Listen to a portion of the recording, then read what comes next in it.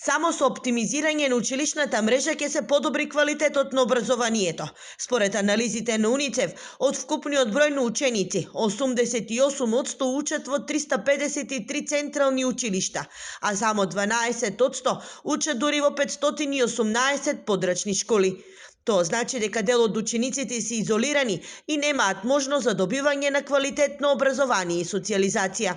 За искористување на овие простори за други намени, а секако и намалување на режиските трошоци, кои сега навистина сметаме дека се преголеми, во преголем обем, а со носење на учениците во централните училишта или во некои други соодветни училишта според растојанието, ќе придонесат за намалување на тие трошоци. Со процесот се опфатени 23 општини, а Штип е меѓу првите со вакво искуство.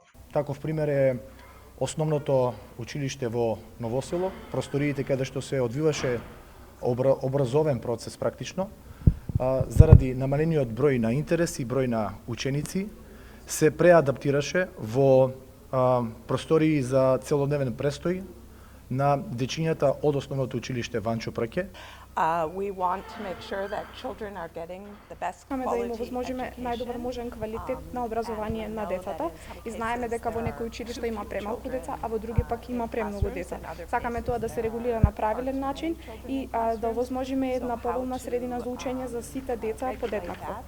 Што се однесува до зимскиот распуст, тој почнува од 1 јануари, а до крајот на годината вработените во образованието ќе го добијат регресот за годишен одмор.